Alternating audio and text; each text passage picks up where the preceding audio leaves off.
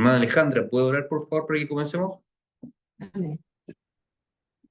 Padre, en el nombre de Jesús, te damos gracias por este tiempo en que tú nos permites, Señor, reunirnos para aprender y conocer más de ti, Señor, de tu palabra. Te doy gracias por el pastor, Señor, gracias por la sabiduría y el don de la enseñanza que le has dado, Señor, para poder entregarnos de más conocimiento, Señor, de ti. Bendice a cada uno de mis hermanos, ayúdanos a crecer cada día más y a ser bendecidos también por esta reunión. Muchas gracias, Padre, en el nombre de Jesús. Amén. Amén. Amén. Bien, hermanos, el tema de hoy es dones espirituales. Les digo de inmediato que no va a ser un estudio profundo acerca del tema. En la escuela dominical yo tengo planificado hacer un estudio de lo que es la persona del Espíritu Santo, su obra y sus dones. Por lo que calculo voy a estar llegando a fines de año, entre noviembre y diciembre. Vamos a estar estudiando ese tema en la escuela dominical con un nivel más profundo de lo que vamos a ver acá. Acá lo vamos a ver más por encima, es una sola clase, de hecho. Así que eh, vamos a leer, por favor, ubiquen 1 Corintios 12, versículo 13. 1 Corintios 12, 13. Voy a buscar también en mi Biblia acá.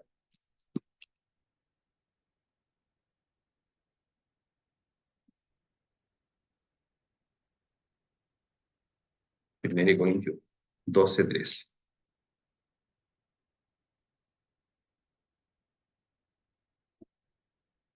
¿Quién lo tiene? Lo voy a leer. 12:13, ¿cierto? Sí, 12, 12:13. 13.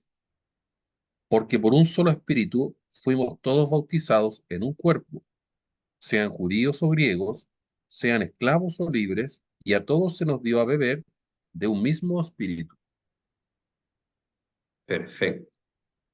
Lo que nos está diciendo el texto que acaba de leer el hermano Cristian es que todo cristiano comparte una experiencia en común. Pongan ojo lo que dice ahí. Porque por un solo espíritu fuimos todos bautizados. Ese todos, ¿a qué apunta? ¿A qué personas apunta?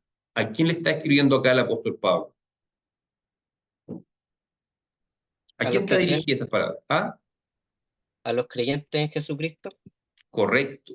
Particularmente a la iglesia en Corintio, que estaba compuesta por muchos hermanos de distintos niveles de espiritualidad, de distintos niveles de madurez espiritual. Sin embargo, todos ellos, incluso aquellos a los cuales en los primeros capítulos Pablo trata de carnales, niños en Cristo, aún ellos compartían esta experiencia de que todos fueron bautizados por un mismo espíritu. Y el mismo texto nos da el significado de esta experiencia, que es ser bautizado por el Espíritu Santo. Dice, sean judíos o griegos, sean esclavos o libres, o sea, todos los cristianos, a todos se nos dio a beber de un mismo espíritu. El hecho de que todo cristiano sea habitado por el Espíritu Santo y haya sido constituido como miembro del cuerpo de Cristo, eso nos da a entender que la experiencia del bautismo del Espíritu Santo es una experiencia que comparte todo cristiano en el momento de su conversión. Yo provengo de una tradición pentecostal, así que entiendo muy bien que esa enseñanza es diferente en otras iglesias. Sin embargo, este texto es muy aclaratorio. Es la experiencia particular que tienen todos los creyentes. No es una segunda experiencia después de la conversión. Es algo que experimenta todo creyente en el momento de la conversión, cuando es habitado por el Espíritu Santo. Hay algunos desde el mundo carismático que han tratado de justificar una segunda experiencia diciendo que este bautismo del que habla acá Pablo es otro bautismo, que es diferente al que habla Jesús o los evangelios, el que anuncia Juan el Bautista, al que aparece en el libro de los Hechos, sería otro bautismo diferente. Pero ese argumento pierde toda credibilidad cuando uno estudia la Biblia en su idioma original, en el griego. Porque aquí, el versículo 13, cuando dice por un solo espíritu, la palabra griega que se traduce por, la palabra por es la palabra griega ev. Y cuando uno estudia los anuncios del bautismo del Espíritu en los evangelios y en el libro de los Hechos, la misma palabra que se traduce con el Espíritu o en el Espíritu es la misma palabra griega ev. Es decir, en el griego, la expresión que utiliza Pablo en Corintios es idéntica a la que, a la que se usa en los evangelios y en el libro de los Hechos. Por lo tanto, es el mismo bautismo. Hay un solo bautismo del Espíritu Santo, que es la experiencia que comparten todos los cristianos en el momento de su conversión, cuando pasan a ser habitados por el Espíritu Santo e incorporados al cuerpo de Cristo. Entonces, para hablar de dones espirituales, vamos a referirnos a las capacitaciones que el Espíritu Santo entrega solamente a los creyentes. Porque es cierto que todas las personas tienen ciertos dones, incluso los no creyentes. Un ejemplo que he dado otras veces, un buen futbolista. ¿El buen futbolista se hace o nace? Algunos dicen las dos cosas, pero hay talentos con los que se nace. Hay futbolistas que nacen innatos con esos talentos. Por lo tanto, podemos decir que tienen un don, sí. ¿Quién le dio a Messi la habilidad de ser tan habilidoso como lo es? Se la dio Dios, se la dio Dios, a pesar de que no sea cristiano. Por lo tanto, todas las personas tienen algún don de Dios, sí, aunque no sean cristianos. Son dones, sí, pero hacemos la diferencia en teología o cuando hablamos de dones del Espíritu Santo, apunta particular y únicamente a dones que el Espíritu Santo pone en los creyentes en Jesucristo. Cuando hablamos de dones y talentos en general, reconocemos que Dios ha dado virtudes a todas las personas, como el concepto de gracia general. Pero espiritualmente, cuando hablamos de dones espirituales, se refiere única y exclusivamente a dones que Dios ha dado a aquellos que son habitados por el Espíritu Santo. Acá vamos a hablar de dones espirituales, y en ese sentido, de capacitaciones exclusivas que Dios ha dado solamente a sus hijos, a los que han sido regenerados por Él. Ahora, teniendo clara esta noción, que todo cristiano fue bautizado por el Espíritu, eso trae consecuencias que cada cristiano tiene por lo menos un don espiritual. Y vamos a confirmar eso con las Escrituras. Busquen, por favor, Efesios capítulo 4, del versículo 7 al 8. Efesios 4, del 7 al 8.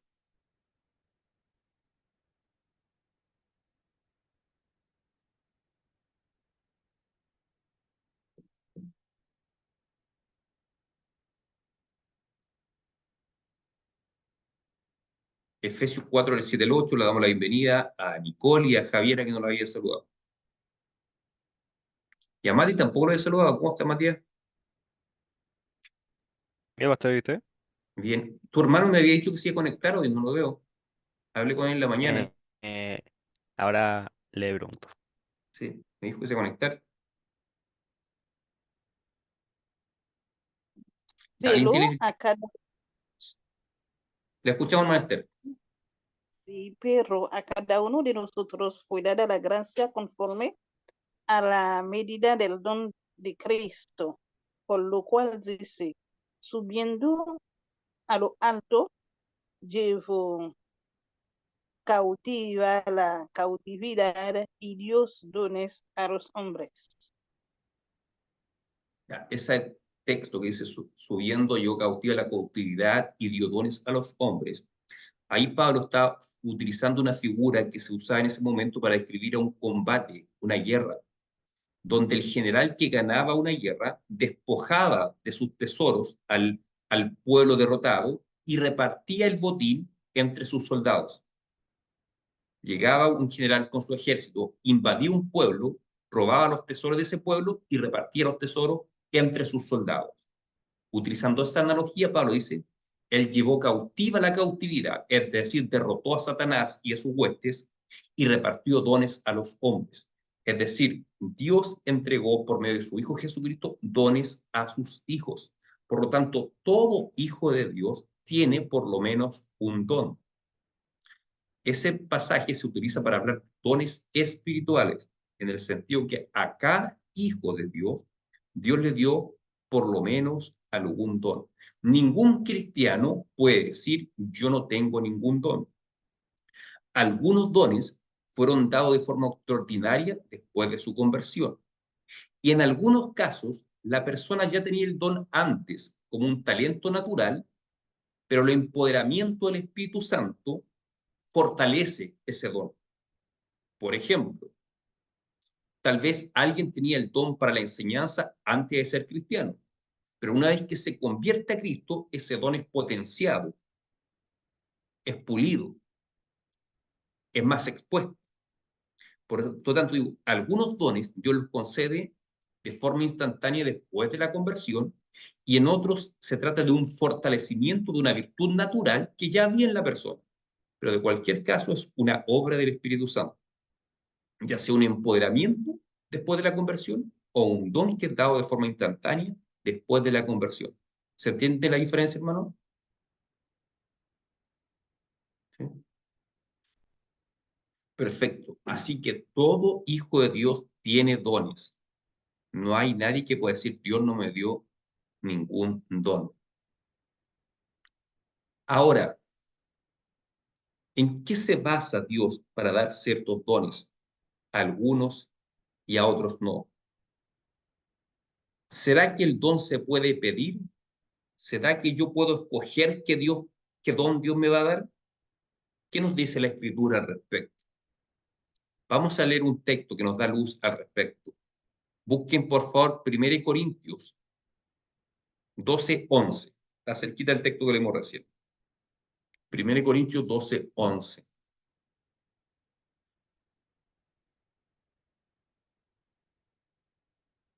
1 Corintios 12:11. ¿Quién lo puede leer, por favor? Aquí lo tengo, pastor. Léalo, por favor. Pero todas estas cosas las hace uno y el mismo Espíritu, repartiendo a cada uno en particular como Él quiere. O sea, ¿quién es soberano a la hora de repartir los dones? ¿Quién es el que reparte los dones? ¿Qué dice el texto que leímos recién? ¿Quién es el que entrega los dones? ¿El Espíritu Santo? El Espíritu Santo es soberano en la entrega de dones. Por lo tanto, ninguno de nosotros puede ni ha escogido qué don quiere recibir de parte de Dios. El Espíritu Santo entrega soberanamente, de acuerdo a su voluntad, los dones. Nadie puede escoger un don. El don es dado soberanamente por el Espíritu Santo de Dios. Y todas estas cosas las hace uno y el mismo Espíritu, repartiendo a cada uno en particular como Él quiere. No es como nosotros queramos, es como Él quiere. Dios, el Espíritu Santo, es absolutamente soberano en la entrega de dones. Así que también uno ha visto en experiencia en algunos lugares donde prácticamente fuerzan a la persona a tener determinado don. La Escritura es clara. El Espíritu Santo da el don que quiere a quien quiere. Yo una vez estuve en un culto donde prácticamente obligaban que todo el que está ahí tenía que tener el don de hablar en otras lenguas. Pero la Escritura dice que el Espíritu Santo es soberano en dar lo que Él quiere. Y si Él no quiere darlo, no lo va a dar. Claro, los seres humanos pueden falsificar dones, sí, que el Espíritu Santo no quiere dar. Es posible falsificar dones. Incluso puede haber falsificaciones de origen satánico de algunos dones. En los cultos satánicos habla en otras lenguas. En los cultos indígenas, en los cultos mapuches, se ve eso también. Así que no podemos fabricar ni obligar a Dios a dar lo que Él no quiere dar. Cada cual tiene que estar conforme con los dones que Dios le ha dado. Tal vez todavía no he descubierto los dones o todos los dones que Dios te ha dado, pero ese es otro tema. Cuando dice el apóstol Pablo, procuren los dones mejores, no está refiriéndose a pedir o a buscar cierto don, se está refiriendo a poner en ejercicio los dones, particularmente el don de profecía del cual él habla. Pero vamos a entrar en detalle en lo que es el don de profecía según Pablo, pero eso lo vamos a ver de la escuela dominical. Pero cuando dice procuren los dones mejores, está diciendo pongan a ejercitar particularmente el don de profecía, que es hablar la palabra de Dios. Pero no está refiriéndose que cada cual puede elegir el don que va a pedir. No apunta a eso usted. ¿Algún comentario, hermanos?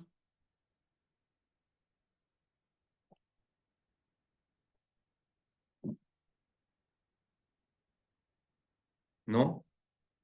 Vamos al siguiente punto. El siguiente punto es, ¿para qué Dios concede dones a la iglesia? Si Él concede soberanamente los dones, ¿con qué motivo lo hace? ¿Para qué son los dones? ¿Para qué son los dones espirituales? Recuerdo, dones espirituales son los dones que hemos recibido después de la conversión. Puede ser un don espontáneamente que Dios nos da o un fortalecimiento de capacidades naturales que teníamos antes, pero que han sido perfeccionadas por la obra del Espíritu Santo en nosotros. Busquen, por favor, 1 Corintios 14, versículo 12. 1 Corintios 14, 12.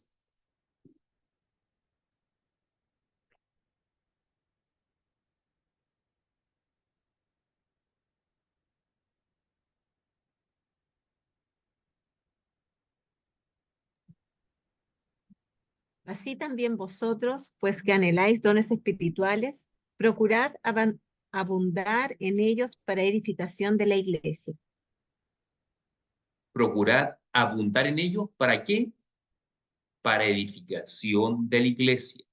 Por lo cual, tanto, ¿cuál es el objetivo final de la entrega de dones que realiza el Espíritu Santo?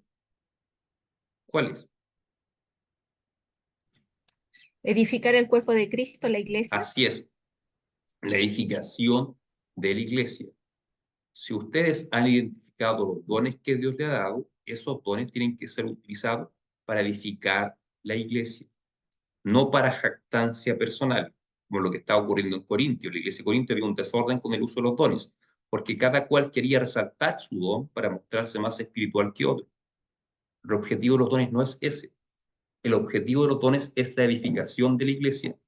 Si alguien se cree poseedor de algún don y exhibe su don de alguna forma, ¿la exhibición de ese don está siendo para edificación de la iglesia? Si no lo es, entonces es muy probable que no sea un don genuino, que sea una falsificación, o tal vez sea un hermano que está muy mal instruido y que no sabe que el don se usa solamente para edificación de la iglesia. Puede ser un problema de ignorancia o un problema de más aberrante, que sería una falsificación, en el peor de los casos, una obra satánica.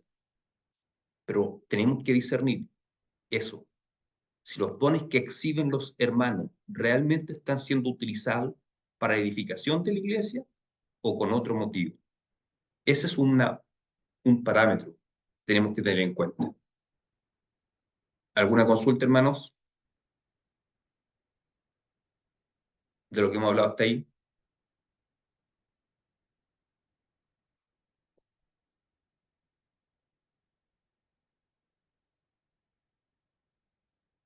¿Nada?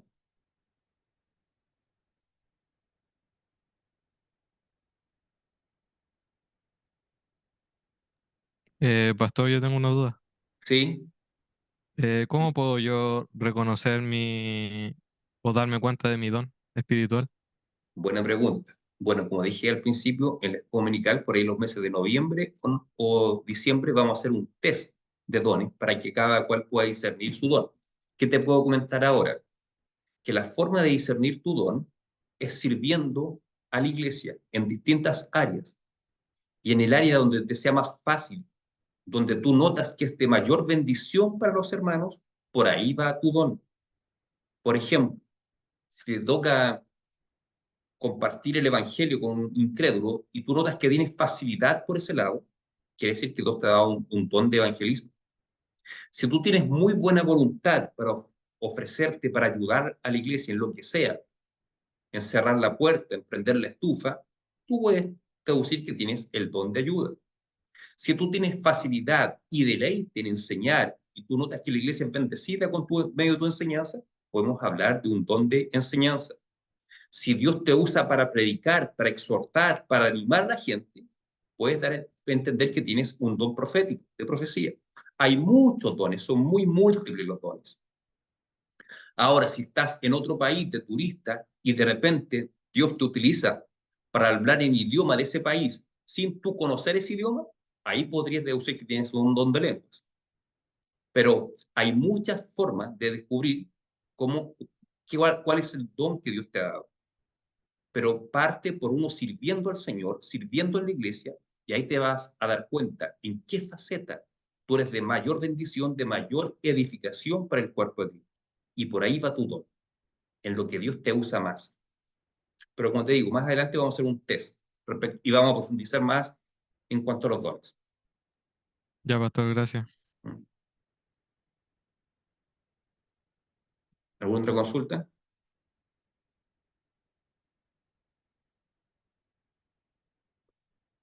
¿No? Ya. Bueno, en la Biblia aparecen por lo menos 3 listas de dones. Las listas no son iguales. En algunos casos son complementarias. Pero considerando las 3 listas que yo tengo acá anotadas, una es Romanos 12, del versículo 6 al 8. Justo ese texto voy a estar predicando este domingo. Ahí habla de dones. En 1 Corintios 12, del 8 al 10, y Efesios 4:11 son listas de dones. La más conocida es la de Corintios, pero no significa que los dones de Corintios sean más importantes que la lista de Romanos. Por ejemplo, mencioné recién el don de ayuda. Ese aparece en Romanos, no aparece en Corintios, pero todos son dones espirituales. Todos son dones espirituales. En Romanos aparece el don de administración, de presidir, de dirigir, como podemos decir, de dirigir grupos, de liderazgo. Son dones espirituales. La lista que aparece en Corintios generalmente tiene un aspecto más de espectacularidad, pero no son ni más ni menos que los otros dones.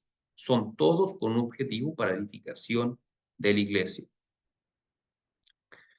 Así que con esto voy a estar cerrando, hermanos, el tema de hoy. Como les dije, vamos a profundizar en dones en la escuela dominical. Pero de acuerdo a lo que hemos conversado hoy día, pueden hacer sus consultas.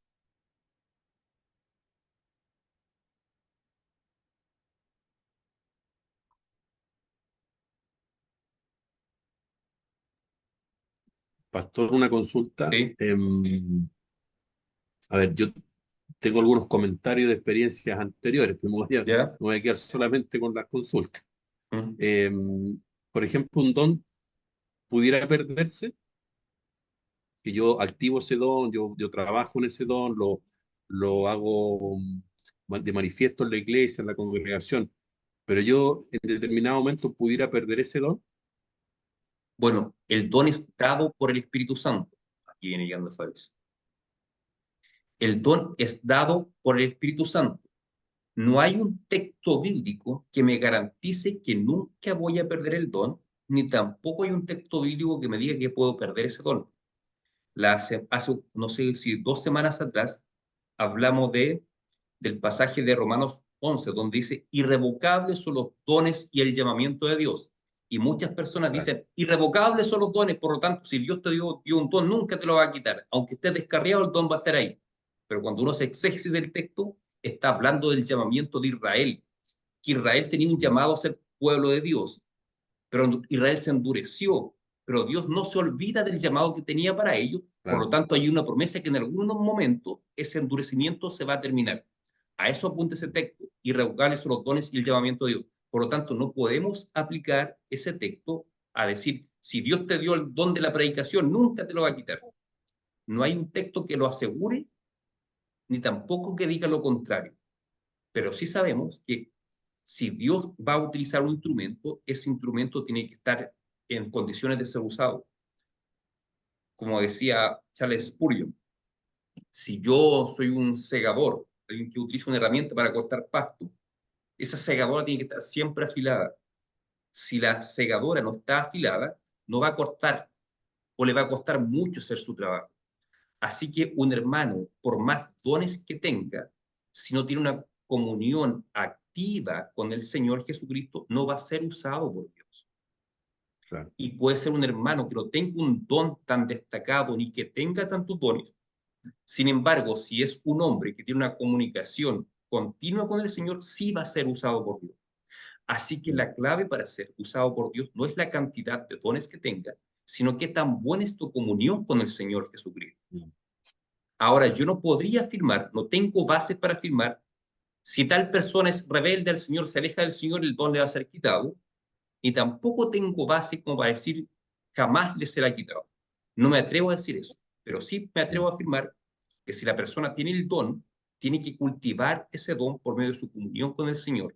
Si su comunión con el Señor es buena, si se esfuerza en vivir una vida en santidad, va a ser usado por Dios. Si no lo es, va a ser menos usado por Dios. Eso es lo que le puedo comentar, hermano Luis. Perfecto.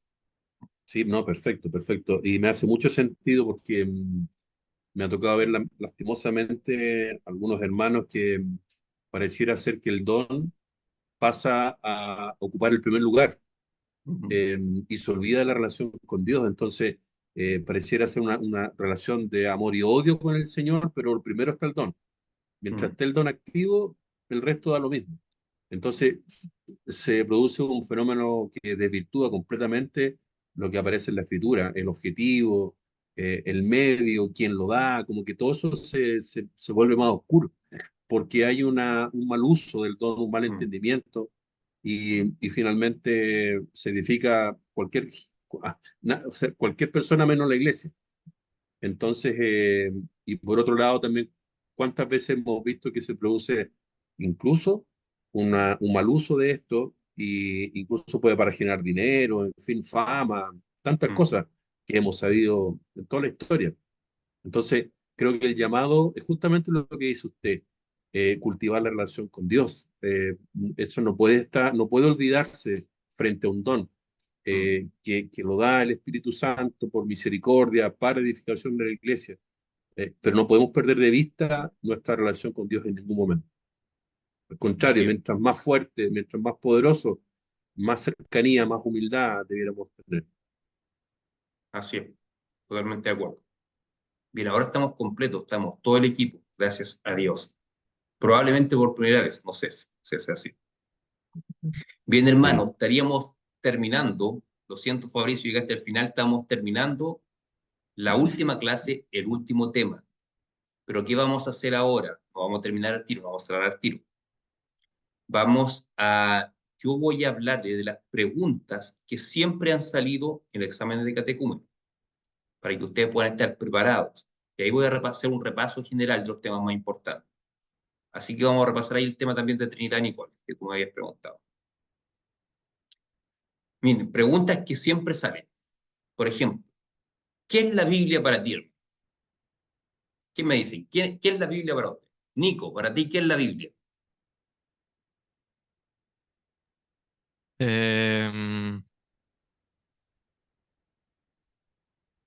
la palabra de Dios que nos Muy guía. bien, muy bien.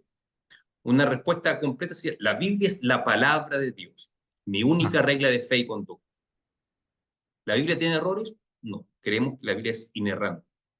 ¿Las traducciones pueden tener errores? Sí, pero la palabra de Dios en sus idiomas originales no tiene errores. Sin embargo, las traducciones que poseemos son confiables.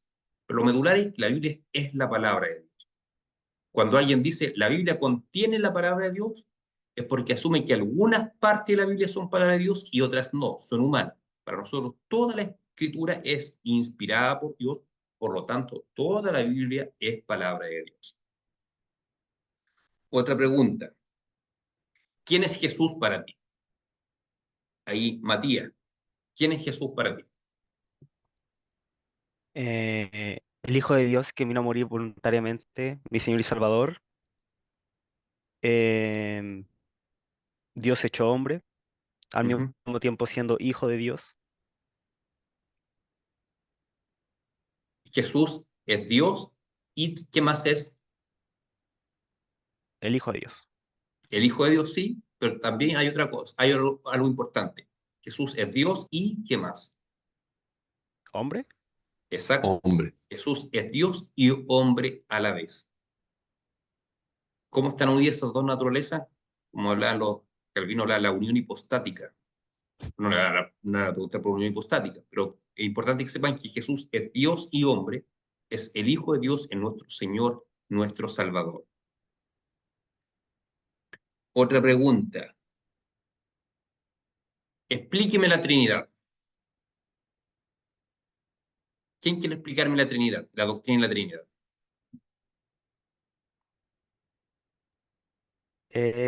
Dios, Dios en tres personas, una esencia ¿Ya? en tres personas.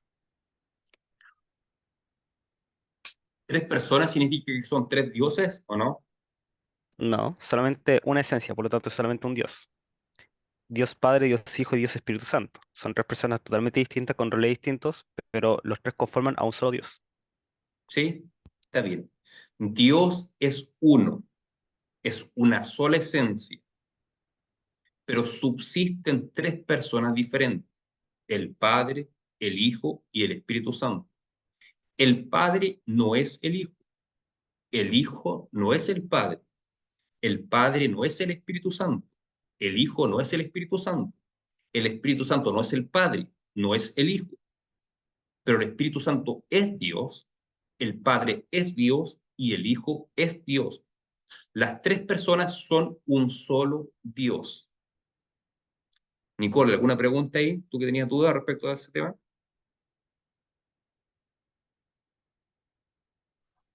No. Estaba clara en eso. Lo que pasa es que traté de ver el video y no estaba. Y no sé si Sí, no parece que la única participé en clase que no la... quedó grabada puede ser la Trinidad, y en los cursos anteriores tampoco está grabado, lamentablemente. Sí, Ah, no busqué ahí. Vi que sí. estaban los cursos y No, más yo abajo lo estaba busqué, la... pero no está, en todo el canal no está de esa clase. Pero eso reitero, Dios es changos. uno solo y subsisten tres personas: Padre, Hijo y Espíritu Santo. Son tres personas diferentes con personalidad única y diferente, pero no son tres dioses aparte, es un solo Dios. Por lo tanto, la doctrina de la Trinidad no enseña que existan tres dioses. Existe solamente un Dios. No confundir con el modalismo. Cuando dicen, Dios en algún momento se manifiesta como Padre, en otro como Hijo, otro como Espíritu Santo. No, no es que en algún momento, sino que eternamente han sido tres personas diferentes, pero un solo Dios a la vez. No es que en algún momento de la historia Dios haya sido solamente Dios, nosotros haya sido Hijo. No. Dios siempre ha sido Padre, Hijo y Espíritu Santo. En el Antiguo Testamento no queda claro. Hay algunos pasajes que hemos conversado, principalmente en Génesis, donde habla de la pluralidad de Dios. Por ejemplo, dijo Dios, hagamos al hombre, o descendamos para ver lo que están haciendo los hombres, en el caso de la autoridad, habla en plural. No obstante, no queda clara la doctrina de la Trinidad. La doctrina de la Trinidad se hace patente en el Nuevo Testamento. Pero por eso cuando hablamos que la revelación de Dios es progresiva desde Génesis a Apocalipsis. En Apocalipsis termina la revelación de Dios, se completa la revelación de Dios, pero se va dando de forma progresiva, de tal forma que el entendimiento de las doctrinas se da de forma progresiva hasta que se da el Apocalipsis. A partir de ahí podemos construir toda la doctrina cristiana. Teniendo en cuenta toda esa revelación, podemos construir la doctrina de la Trinidad, que Dios es uno y tres personas. Otra pregunta. Ustedes, ya, se lo voy a preguntar a una persona. Vamos a preguntarle a la Javi. ¿Está conectada? ¿Está por ahí, Javi? Aquí estoy. Javiera, ¿tú eres salva? Sí, ¿Por qué eres salva? porque Jesús murió por mí en la cruz, Ya, muy bien. porque eh, Él murió por los pecadores, obviamente a los escogidos, y yo siento que Él me salvó a mí. Ya, Yo creo en eso. ya tú crees. Sí, somos salvos por la gracia de Dios por medio de la fe en Jesucristo. Si yo creo que Jesucristo murió por mí, entonces soy salvo por la gracia de Dios por medio de la fe en Jesucristo. Creo que le expliqué esto, la diferencia entre ser salvo por gracia y por fe, que bueno, no son dos cosas diferentes, va unido. Pero ¿cuál es la diferencia de los conceptos? Se lo expliqué con el ejemplo del vaso, ¿cierto? La taza. ¿Se acuerdan o no? Ya, se lo voy a repetir. Supongamos que en este momento estoy sintiendo mucha sed y tengo aquí una taza con agua, con té, pero vamos a hacer que el agua. Y tomo un poco de agua y se me pasa la sed. ¿Qué me quitó la sed? ¿La taza o el agua? El agua, obviamente. El agua es la gracia de Dios. Soy salvo por gracia. La sed se me quitó por gracia, por el agua. Pero la taza es el instrumento por el medio del cual recibí el agua. La fe sería el equivalente a la taza. La fe es el instrumento por medio del cual recepciono la gracia de Dios. Por eso Efesios 2 dice, por gracia soy salvo por medio de la fe. El agua me quitó la sed por medio de la taza. Soy salvo por gracia por medio de la fe. ¿Por medio de la fe en qué? En Jesucristo, que dio su vida por mí, como dijo Javier. Así que se pregunta, ¿tú eres salvo? Tienen que responder eso. Soy salvo por la gracia de Dios, por medio de la fe en Jesucristo. Creo que Jesucristo murió por mis pecados. Así que, bien, Javier. Aquí una pregunta más complicada. ¿A quién se lo hago? Ya, Nicole. ¿Es correcto bautizar a un niño hijo de creyente?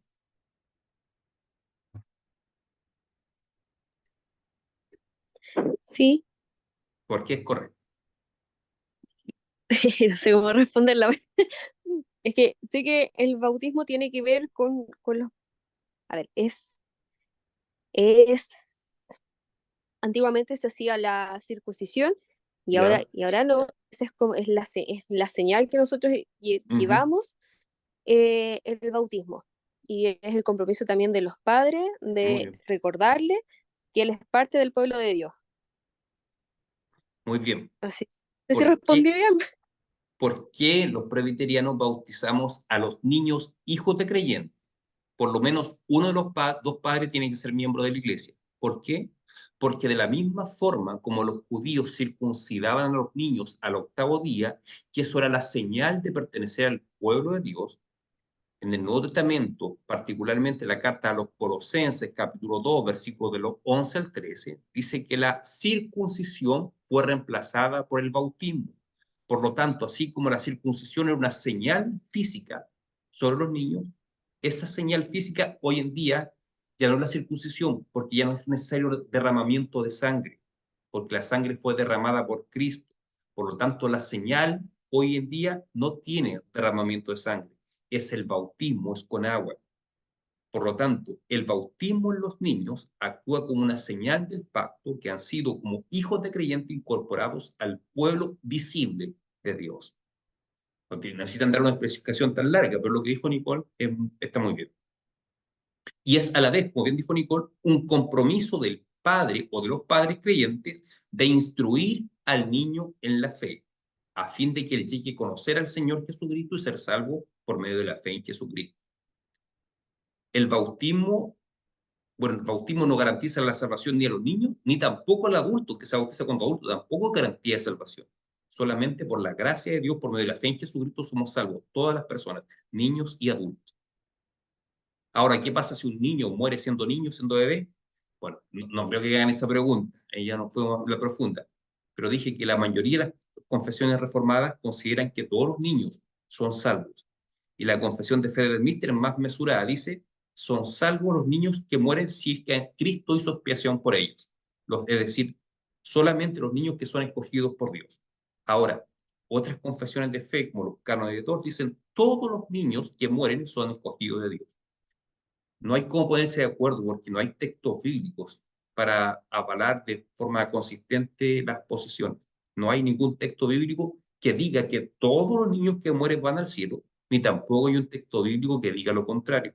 Cuando Jesús dice, sean como los niños, porque de los tales es el reino de los cielos, está utilizando esa figura para enseñar la actitud humilde que tienen los niños, que esa actitud debía estar presente en cada uno de nosotros como hijos de Dios. Está utilizando esa figura para enseñarnos la humildad. No está hablando de salvación de niños. Pero como les digo, la confesión de fe del Míster dice, si un niño muere siendo niño sin tener la capacidad de creer, Dios es poderoso para salvar a ese niño. habiendo hecho Jesucristo expiación por ese niño, si es que era un elegido de Dios. Ahora la pregunta, ¿son todos niños elegidos de Dios? No, no lo sabemos, no tenemos cómo responder eso. Sería especulación solamente. Pero no se preocupe, esa pregunta no va a salir. Pero del bautismo un niño sí puede salir. Pastor, ¿Sí? tengo una pregunta respecto al tema del bautismo de niños, Sí, claro. que yo lo vi en la clase, después lo vimos a ver en la clase del bautismo infantil, después lo vimos en la clase del bautismo como Ujú, tal, ujú, en que yo le hice una pregunta y después investigué un poco, ujú. investigué más y sigo teniendo la misma pregunta. Ya, Ya, mi problema está en el que yo fui bautizado cuando niño, ¿ya? ya. Como ya lo he comentado yo cuando era bebé. El tema es que obviamente, según lo que nos ha mostrado, y por ejemplo, teniendo en cuenta consideración la respuesta que acaba de dar, yo podría, con decisión propia, bautizarme de nuevo.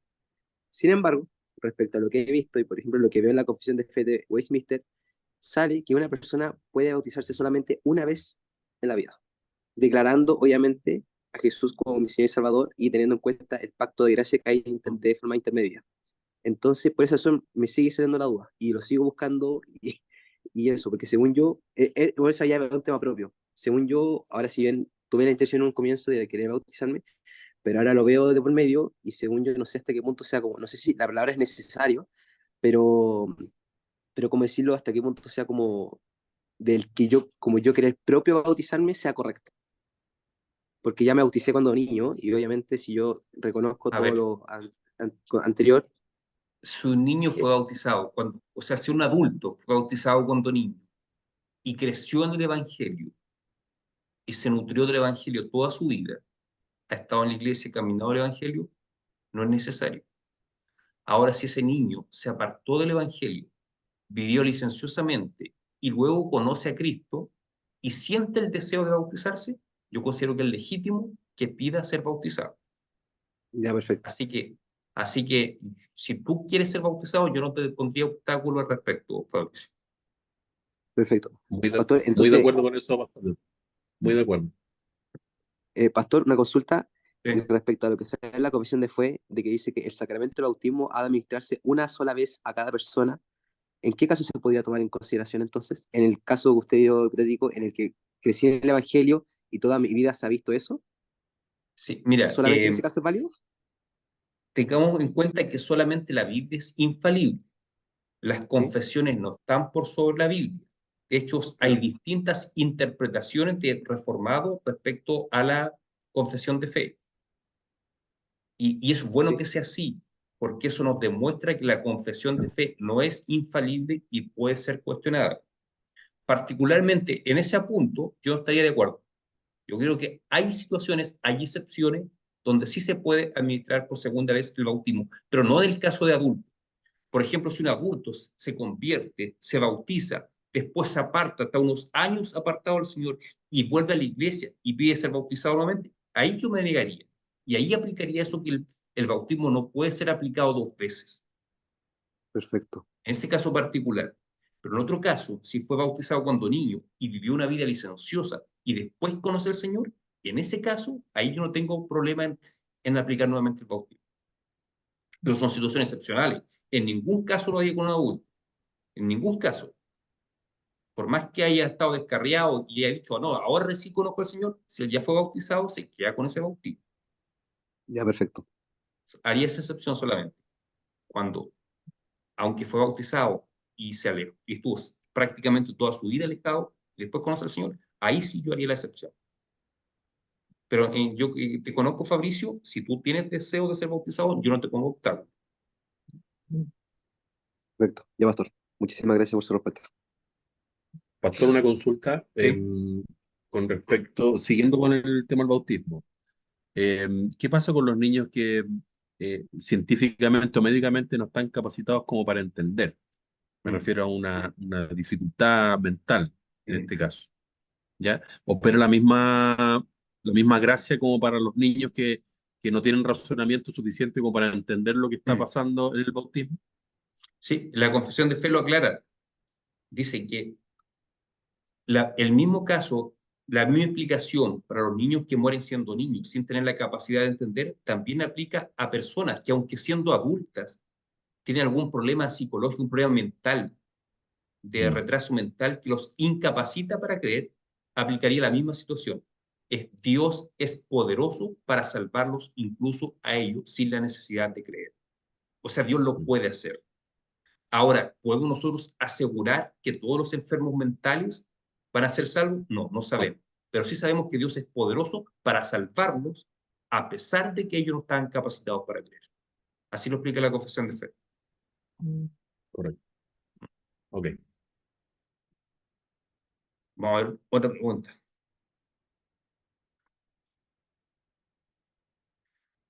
Respecto a eso, solamente el calvinismo puede dar esa respuesta. Decir, Dios es poderoso para salvar a alguien, aunque haya muerto antes de tener capacidad de creer, o aunque no haya estado capacitado mentalmente para creer. Porque el arminiano dice que para ser salvo es necesario que la persona ejercite fe en Jesucristo. Él tiene que tomar la decisión de creer en Cristo. ¿Y cómo explicamos el caso de un deficiente mental que no está capacitado para tomar la decisión por Cristo? En cambio, nosotros como calvinistas podemos descansar. Dios es soberano en salvar a quien Él quiere. ¿Dios puede salvar a alguien que no tiene la capacidad de creer? Claro que puede hacerlo. Para nosotros no es problema. Es más complicado poder el arminiano justificar cómo va a ser salvo alguien que no fue capaz de decidir por Cristo. Pero para nosotros no es complicado. Dios es soberano y puede salvar incluso a esas personas. Y en ese sentido, pastor, siguiendo con ese hilo, ¿qué pasa con la familia? Por ejemplo, se convierte el papá y está la familia, la esposa y 3 hijos que están ahí en la casa. Ellos no recibieron la misma palabra, solo el esposo se convirtió, o el caso de la esposa. Los arminianos dicen, no, automáticamente mis hijos también son salvos. ¿Podemos creer así tajantemente que sea así? O sea, yo sé que hay una promesa en la Biblia, pero Yo que creo al que final va a depender de la gracia. algunos arminianos piensan así, no todos. Yo creo que no todos piensan así, algunos puede que sí. Pero claro, ahí está la interpretación del texto de hecho, de Pablo con el carcelero, cuando dice, creen en el Señor Claro, Jesucristo y serán salvos tú y tu casa. Pero se lo claro. dice a ese carcelero, a A esa él, claro. persona, porque Pablo estaba viendo a las personas. Probablemente vio que había testimonio de fe también en la esposa, y si habían hijos pequeños, él lo iba a bautizar. Tenía claro la continuación del pacto, la señal del pacto. Pero Pablo está viendo esa familia. No podemos aplicar esa promesa hecha a ese hombre de forma universal. Yo la veo como una promesa exclusiva para esa familia. Mm. Claro, lo pregunto porque me ha tocado ver casos que mamás que con mucha fe ven al hijo totalmente apartado de Dios, qué sé yo, una vida muy licenciosa, sin embargo lo trata frente a los demás como un hermano de la iglesia. Y yo eso lo veo como un error, claramente. Claro, uno entiende el amor de la madre, el deseo de la madre, Claro. pero no, para mí ese texto bíblico no da para ser entendido de esa forma.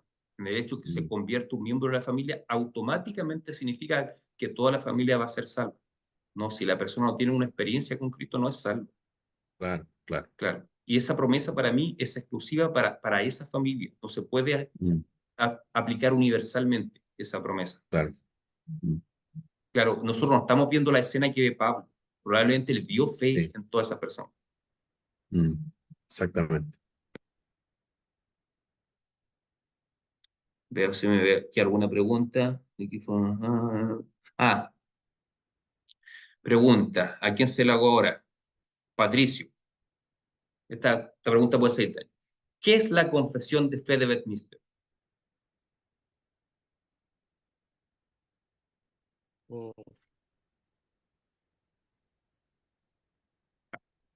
¿Alguien le puede ayudar? Fabricio, ¿puede ayudarle a Patricio? ¿Qué es la confesión de fe de Westminster?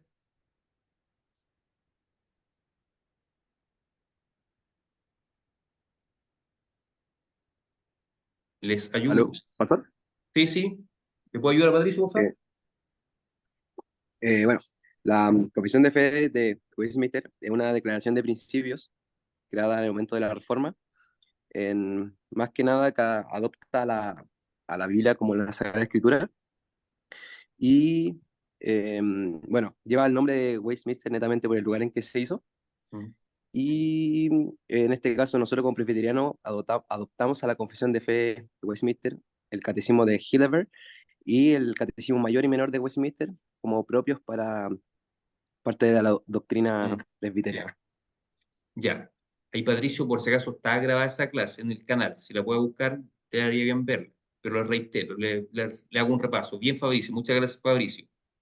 En la época de la Reforma Protestante surgieron varias confesiones de fe, principalmente en el siglo XVI y el XVII, el siglo siguiente, surgieron varias confesiones de fe. Cada movimiento protestante, cada línea que nace de la Reforma tiene sus propias confesiones de fe. Los anglicanos tienen su confesión de fe, que se llama los 39 capítulos o 39, sí, 39 capítulos de fe de la Iglesia Anglicana. 39 artículos. 39 artículos, gracias, Mario, 39 artículos. Los luteranos tienen varias confesiones de fe. La más conocida es la de Hamburgo. Y todas esas confesiones los luteranos las agrupan en un libro que se llama Libro de Concordia. Los congregacionalistas tienen la confesión de Saboya. Los bautistas reformados tienen la confesión de Londres de 1689. Pero las iglesias presbiterianas adhieren a una confesión de fe que se llama Confesión de Fe de Westminster. Así que dicho en términos simples, la confesión de fe de Westminster es la confesión de fe que adopta la Iglesia Presbiteriana de Chile y todas las iglesias presbiterianas del mundo. La confesión de fe tiene 35 capítulos en los cuales está expresado lo que creemos. Tú cuando llegas a una iglesia presbiteriana, le preguntas ¿en qué creen ustedes? Nosotros podemos decir, aquí está resumido todo lo que creen, en los 35 capítulos de esta confesión de fe. El problema con las iglesias que no tienen confesión de fe es que ellos no te pueden decir en qué creen. O sea, te pueden decir, pero va a haber disparidad entre ellos. Probablemente la confesión de fe de cada iglesia sin confesión de fe, el credo del pastor, del líder de la iglesia, y los demás tienen que adherir a lo que él cree. Pero nosotros tenemos por escrito lo que creemos en la confesión de fe del misterio. La confesión de fe nunca va a estar por sobre la Biblia. No tiene más autoridad que la Biblia. Está por debajo de la Biblia. Pero nos regula y nos diferencia de otras denominaciones. Que ahí está lo que nos diferencia, nos regula. La confesión de fe de Westminster, dicho en palabras simples, es la confesión de fe a la cual adhiere la Iglesia Presbiteriana de Chile. Se me perdió el hermano Esther. Salió para decir el hermano Esther. Y esa es la que me está escribiendo un WhatsApp por cierto. Disculpen.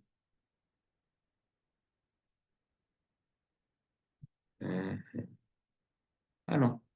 No, a lo mejor se quedó sin señal, hermano. Pensó que le iba a preguntar del bautismo. Aló. Los niños. Ya, ¿qué otra pregunta? Esta muy importante, siempre sale. Hábleme de la forma de gobierno de la Iglesia Presbiteriana de Chile y compárela con otras formas de gobierno de iglesia. ¿Quién se atreve a responder eso? Que la iglesia presbiteriana, bueno, primeramente en la cabeza tiene lo que sería el sínodo, que es el conjunto de hermanos, que son 5 personas, si mal no recuerdo, que rigen de la misma manera que los presbiterios, solamente que estos son en mayor amplitud, pero con el mismo rango de poder. Y los presbiterios, bueno, en palabras simples, son Mati, como ¿Mm? parte de la iglesia ¿De abajo local, arriba? sí, de pequeño a grande. Parte de la iglesia La pequeña local. grandilla. Tenemos los presbíteros, incluyéndolo a usted, que usted también cuenta como presbítero, que son hermanos de la misma iglesia, que están todos al mismo nivel y que su función es liderar la iglesia, en resumiendo sus cargos de cada uno, independiente del rol que haga cada uno. Y bueno, ahí se ponen los presbiterios y todo para allá. Pero como resumiendo la iglesia sola, sería como eso, a diferencia de otras iglesias que son jerárquicas, que se va creciendo el rango de poder, por decirlo. Y nosotros no tenemos como una cabeza, dentro de la iglesia sola, no tenemos como una cabeza de poder absoluta. Claro, lo O importante es con que mayor. entiendan cómo funciona el gobierno de la iglesia local. La iglesia local, por ejemplo, la iglesia presbiteriana de San Fernando, la iglesia local, es gobernada por un grupo de hermanos llamados presbíteros. Es el rango que decían, presbíteros. Y un grupo de presbíteros forman un consejo llamado consistorio. Bueno, en la Francia, en la Ginebra francesa de Calvino, la palabra era consistoire, que pasa literalmente al español como consejo. En algunos países dice consejo, nosotros adoptamos la forma más francesa, consistorio. El consistorio es un grupo de hermanos llamados presbíteros elegidos por la asamblea de la iglesia. Los hermanos miembros con derecho a voz y voto eligen a los presbíteros. El número de presbíteros va a variar de acuerdo al tamaño de la iglesia. Tienen que ser mínimo 3. Nosotros, como somos una iglesia pequeña, todavía tenemos 3 presbíteros.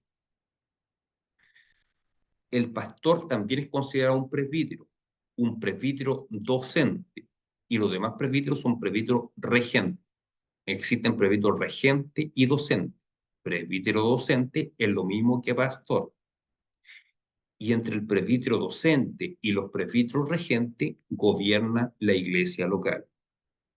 Esto es una democracia representativa, es decir, los que gobiernan representan a la congregación.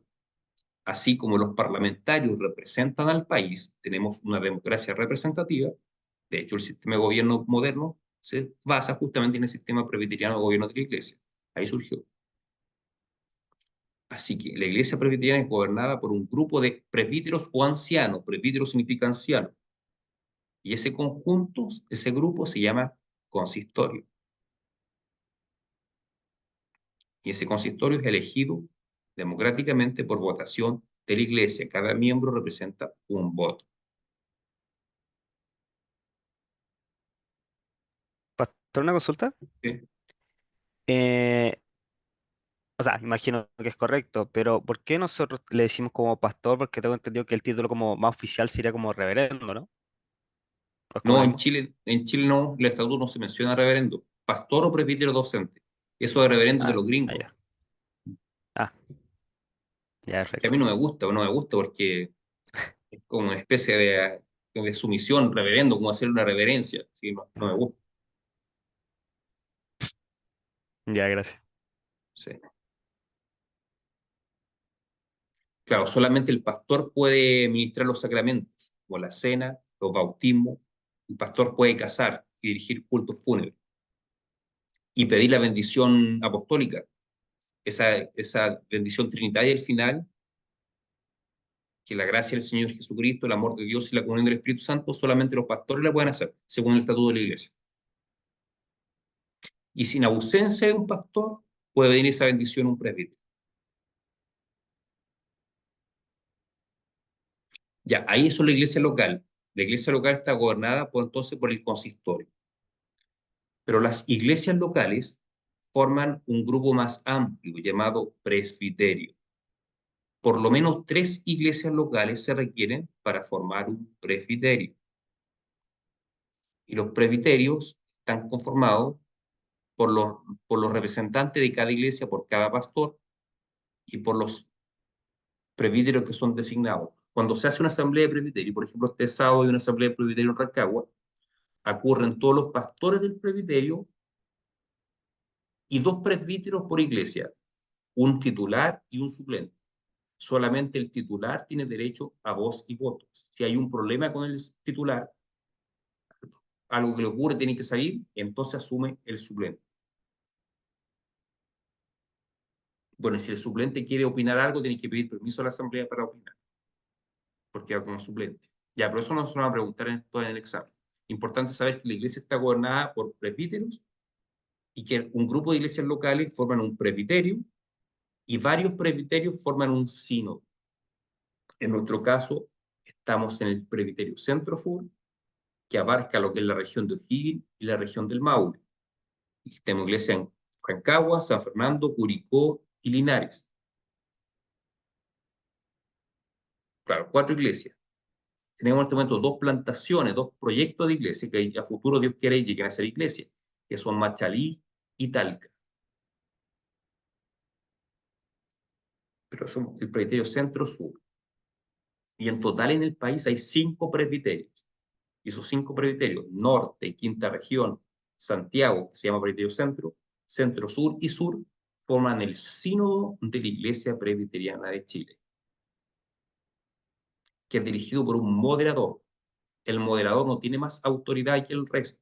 Él solamente modera la asamblea, pero es un voto al igual que los demás. Lo mismo, el presbiterio también tiene un moderador, que es el pastor Cristian Contador. Él tampoco tiene más poder que otros. También es un voto, al igual que los demás. No puede imponer nada. Si el pastor Cristian propone hacer algo en el presbiterio, pero su propuesta no tiene los votos necesarios, pierde, no la puede imponer. Lo mismo yo en la iglesia local. Si quiero hacer alguna actividad evangelística, por ejemplo, y los presbíteros no están de acuerdo, si la mayoría dice que no, por ejemplo, son 3 presbíteros, si 2 dicen que no y uno dice que sí, pierdo, no puedo hacerlo. Así que, como decía Matías, en la iglesia presbiteriana no existen esos cabezas de poder, esos caudillismos. No se pueden dar porque tiene un método de control que es el sistema de gobierno presbiteriano. Eso se llama sistema de gobierno presbiteriano. Hay otro sistema de gobierno, por ejemplo, el sistema congregacionalista, cuando las decisiones se toman toda la congregación, todos los hermanos votan y toman una decisión. En este caso, el gobierno lo toma el consistorio, no toda la congregación. Salvo cuando hacemos asamblea y hay temas que tienen que ser votados. Por ejemplo, en la última asamblea, cuando votamos vender el terreno de Puente Negro, ahí votó la asamblea. Decisiones así se llevan a la asamblea. Cuando son decisiones muy importantes, se llevan a la asamblea. Por ejemplo, la venta de un terreno. Por ejemplo, la reparación de la iglesia, si se hace a futuro. O si alguien quisiera sacar al pastor o traer un determinado pastor, ahí también se consulta con la asamblea. Pero lo cotidiano, las decisiones de tomar el consistorio. Solamente los temas más fuertes pasan por la asamblea. Entonces, en el sistema presbiteriano tenemos en Chile un sínodo, presbiterios y iglesia local. Ahora, a nivel universal, el sistema de gobierno presbiteriano más amplio. No solamente tiene sínodos, sino que cuando hay más de 2 sínodos, forman una asamblea general. Aquí en Latinoamérica, hasta donde yo sé, hay solamente 2 países que tienen asamblea general, los presbiterianos, que son México y Brasil. Son países muy grandes, con muchas iglesias presbiterianas. Muchas. En Brasil, la iglesia presbiteriana tiene 200.000 miembros. ¿Cuántos tenemos en Chile? 2.000. O sea, son infinitamente más grandes, mucho más grandes. Y ni que decir en Corea del Sur, mucho más grandes.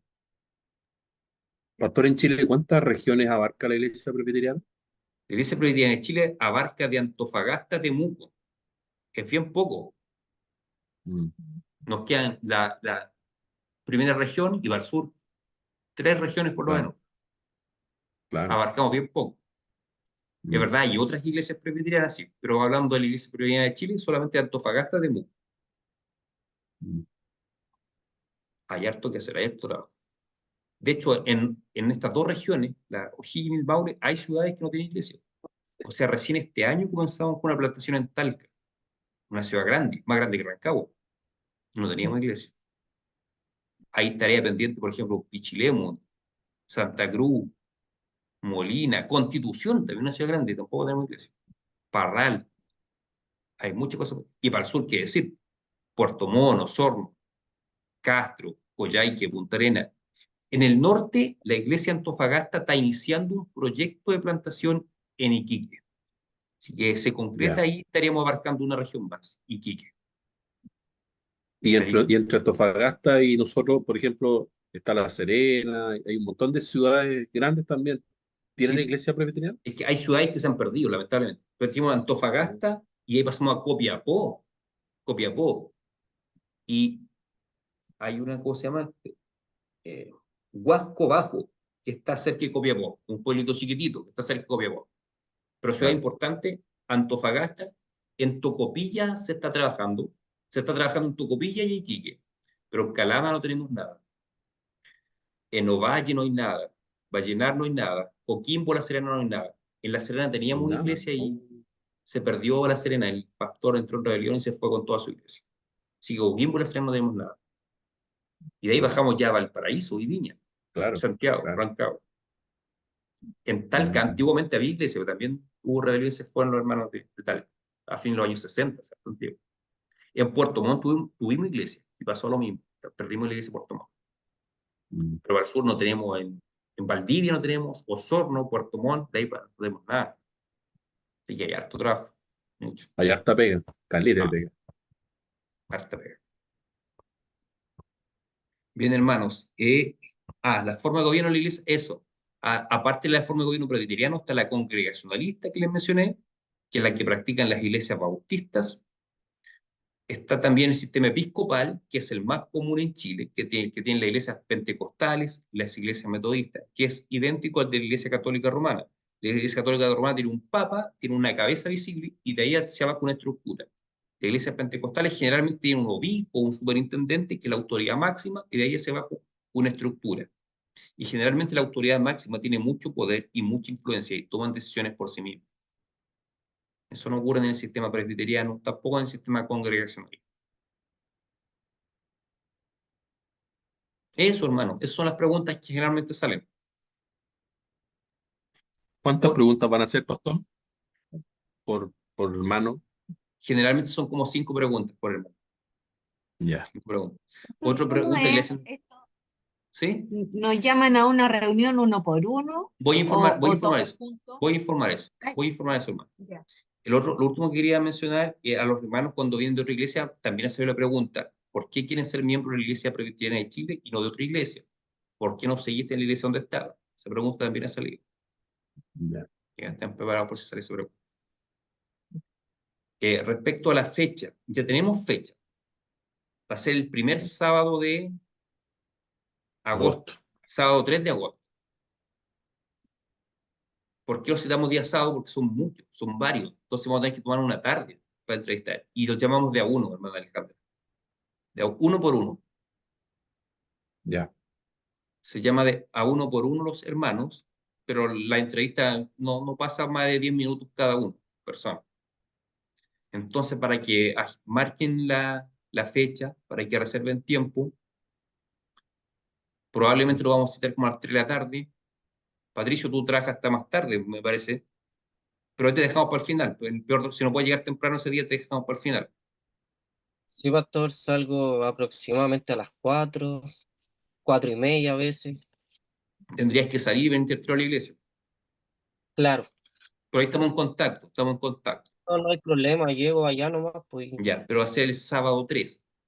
Ahora, ¿qué es lo que tienen que hacer ustedes ahora? Ahora que están finalizando este curso, tienen que mandar una carta al consistorio, un correo electrónico. Manden un correo dirigido al consistorio, con copia de 2 correos, al de la secretaria del consistorio y a mí. Pero yo lo voy a mandar al grupo WhatsApp los 2 correos a la cual tienen que enviar el correo. En el correo dicen, o sea,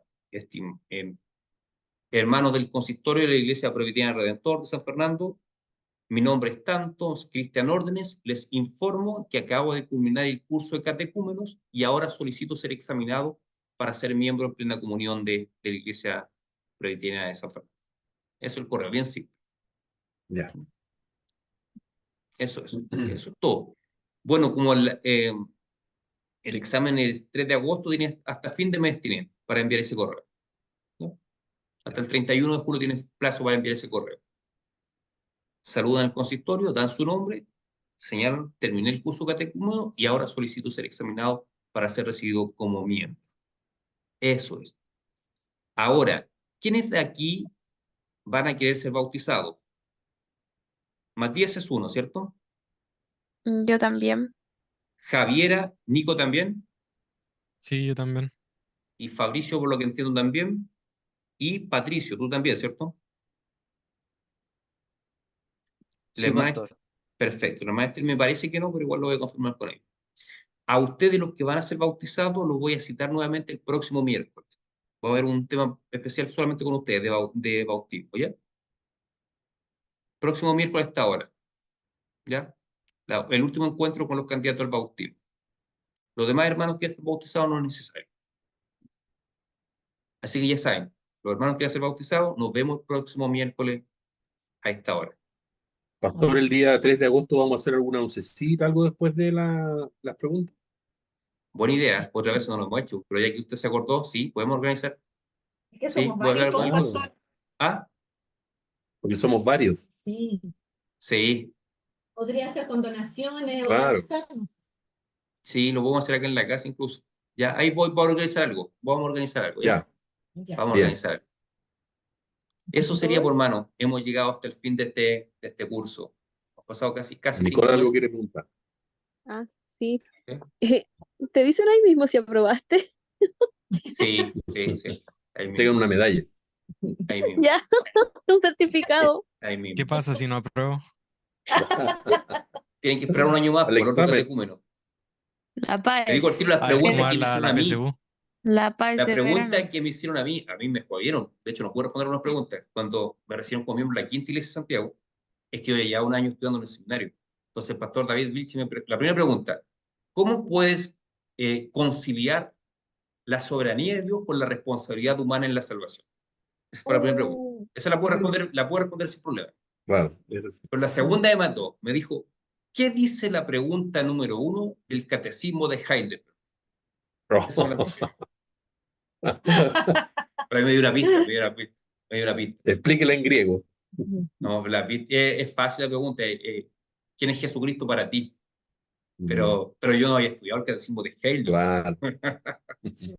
Pero bueno, pero las preguntas fueron más suaves.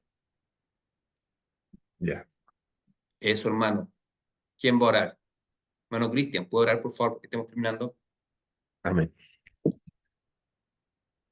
Amado Dios, queremos darte las gracias en esta hora junto a mis hermanos y el pastor, Señor, y dirigirnos a usted primero para bendecirte, reconocerte como nuestro Salvador, como nuestro Señor, y también como nuestro Padre amado que quiere enseñarnos todos los días, Señor. Te bendecimos, Señor, agradecemos esta instancia y también damos gracias por el pastor que tú le usas todos los días para enseñarnos cosas, Señor, y también para animarnos, para alentarnos en todas circunstancias, Señor.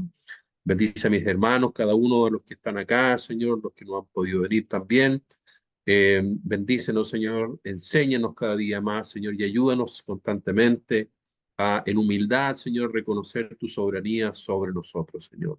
Te damos gracias por haber terminado las clases regulares, Señor, y ahora ayúdanos a prepararnos para ese día del examen, Señor, y para poder ser recibidos como miembros de la iglesia, Señor. Te damos gracias por esta oportunidad, porque a través de esto nos acercamos y conocemos más de ti, Señor. Muchas gracias te damos, en el nombre de Jesús. Amén. Amén. Chao, un placer, hermano. Nos estaremos viendo. Muchas gracias, pastor. Chao, pastor. Bendiciones. Muchas Chao. gracias. Chao, Chao, bendiciones a Chao, todos. hermanos. Chao, chao. Chao. Chao, chao.